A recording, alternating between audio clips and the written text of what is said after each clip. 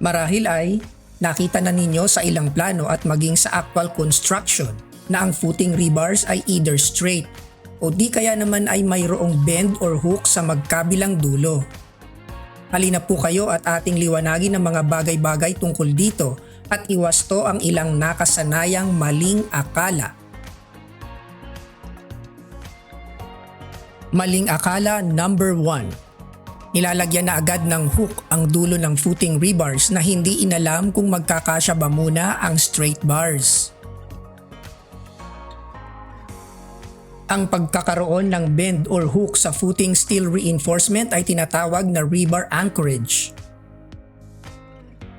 Matatandaan na nagkaroon na ng partial discussion tungkol dito.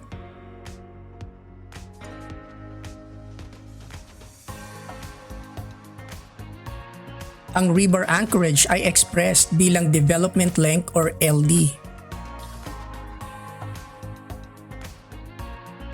Ito ay maaaring gawin sa dalawang options o paraan: straight bars or hook bars.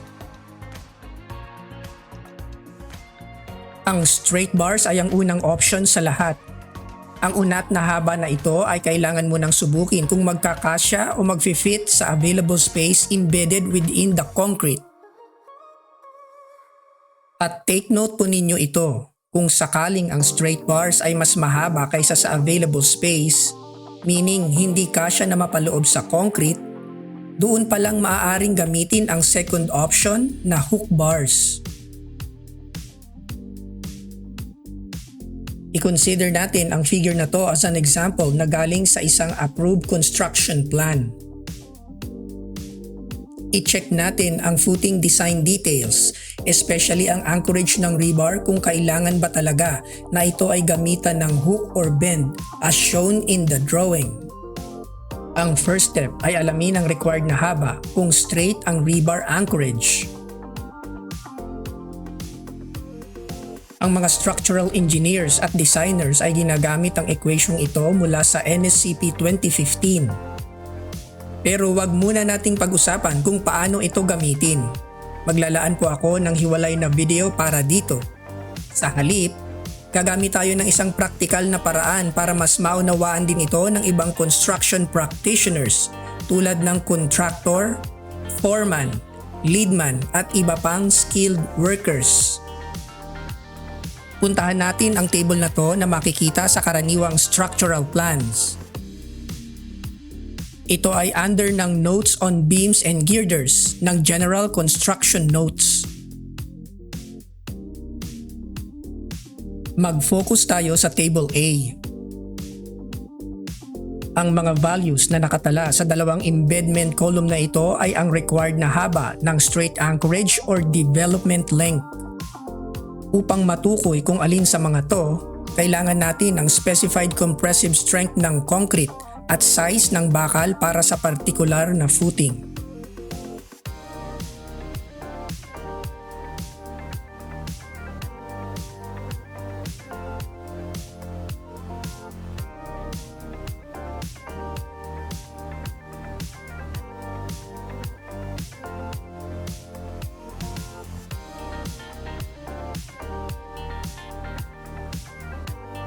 Ang 400mm ay ang required na haba ng straight anchorage or development length. Ito ay minimum at hindi maaari na mas maiksi pa dito. Although ito ay para sa beams and girders, applicable din ito na gamitin sa footing dahil mas conservative ang computation ng development length ng beams. Ang next step ay malaman ang laki ng available space. Ito ay from the critical section ng footing in the direction of the dimension in question hanggang sa limit ng specified concrete covering.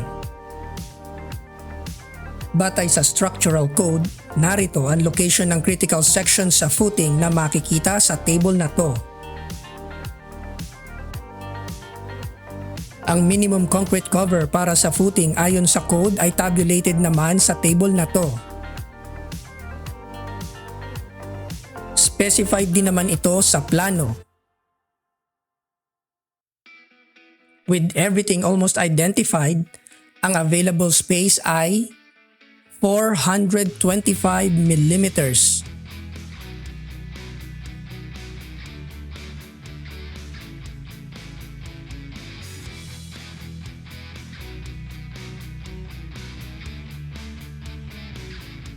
Ganon din ito sa other side ng footing along this dimension at maging sa adjacent dimension. At sa pagpapatuloy, masasabi na magfi-fit naman ang required straight rebar anchorage within the available space.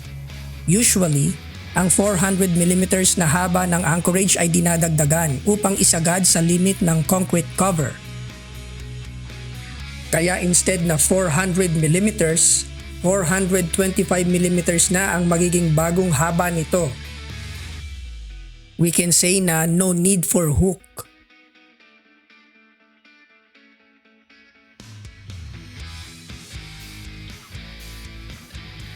Therefore, ang total length of straight bar ay 1,250mm.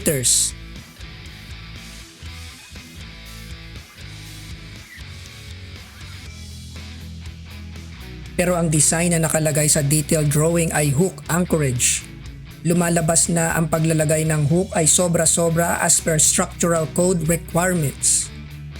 I-estimate natin kung gaano ba kalaki ang excess sa bawat piraso ng footing rebar.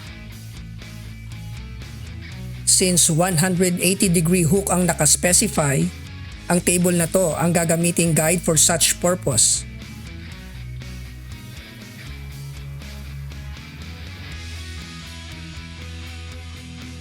Batay sa table, ang haba ng 180-degree hook ay 300mm. Kung susumahin, ang total length of rebar including hook anchorage at both ends ay 1,690mm. Ang haba ng sumobrang bakal for diameter 20mm ay 440mm.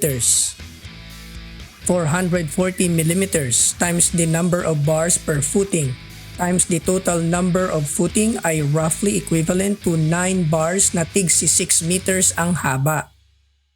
In terms of material cost, i-times natin ito sa unit price ng 20mm rebar na let's say ay 600 pesos na lang. Malaki-laki ito dahil much bigger na ang size compared sa smaller bars na may kaparehong amount of excess. In terms of labor, malaki din ang time and effort na ilalaan kung babaliin ng mano-mano ang diameter 20mm into 180-degree hook. Hindi magiging accurate o madali para sa taong gagawa ang pagbali nito while following the required specifications. Kung gagamit naman ng bar bending machine to accomplish the task, mag-i-incur pa rin ito ng equipment cost. Hindi ko po sinasabing mali ang design na to dahil nasatisfy naman ang structural requirements ng code. Mas naging conservative lang ang approach. Sa halip, ang gusto ko pong sabihin ay kahit naging conservative ang design, hindi naman po naging cost-effective dahil sa amount of wastage. Considering na hindi pa natin naisama sa calculation ng ibang footing ng structure. May ibang options na maaaring gawin kung sakali ang straight anchorage ay hindi mag-fit sa available space. At personal opinion ko lang po ito. Hindi ko recommended ang paggamit ng hook sa footing rebars. Ang ibang options ay pag-uusapan natin sa ibang pagkakataon. Paki-express na lang po ninyo ang inyong interest sa comments section.